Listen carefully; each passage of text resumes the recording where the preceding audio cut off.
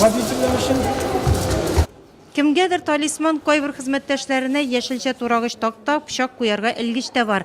Барысында Илгиз Сафин тактада үз куллары белән ясап, чарада җиңүчеләргә әзерләп килгән. Лотерея уеннарында призлар итеп бирелде алар. Үзе моннан 2 ел элек эш машинасын велосипедка алмаштырган. 2 жыл инде Ирак араларга үзем марафон оештырам.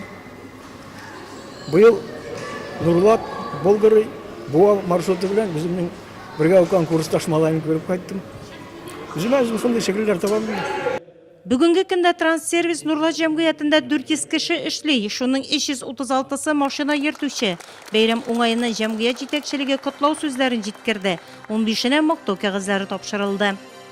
Елда безнең традициягә кергән инде менә шулай спорт комплекска җыелып, Орыстан буфет заказывать итеп, шоферлар семьялары белән, гаиләләре белән, балалары белән килеп шунда күңел ачып, үзара аралашып, сөйләшеп, киңәшеп дигәндәй, шунда көн уздырып китәләр инде, рәхәтләнеп ял итеп.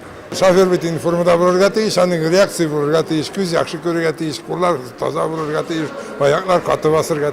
Һәрбер шоферны, аның гаиләсен, шушы безнең өчен күркәм булган бәйрәм белән тәбрик итәс килә. Исәнлек, саулык, тазалык, байлык һәрбер гаиләгә, семьяга. Менә эшкә чыгып киткән шоферның исән-сау әйләнеп кайтуы тигез булырга тиеш, летчикларның кебек инде.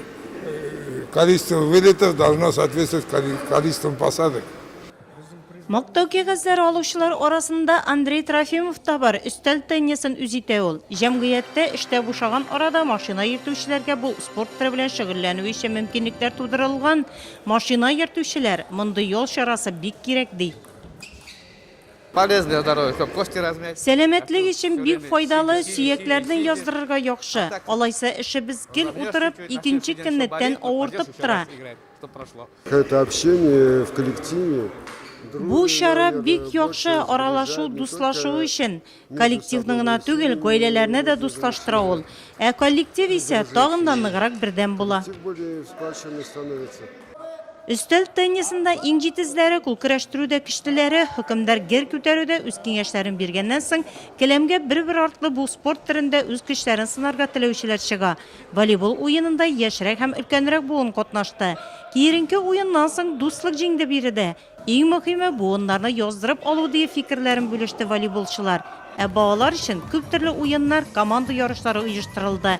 Әнә шулай һөнәри бәйрәм көнендә җәмгыятьтә бер кеше дә игътибардан читтә калмый. Лаеклы ялда булучылар да бүген җәмгыятьтә эшләүче машина йөртүчеләр һәм аларның гаиләләре рәхәтләнеп ял итте ул көнне.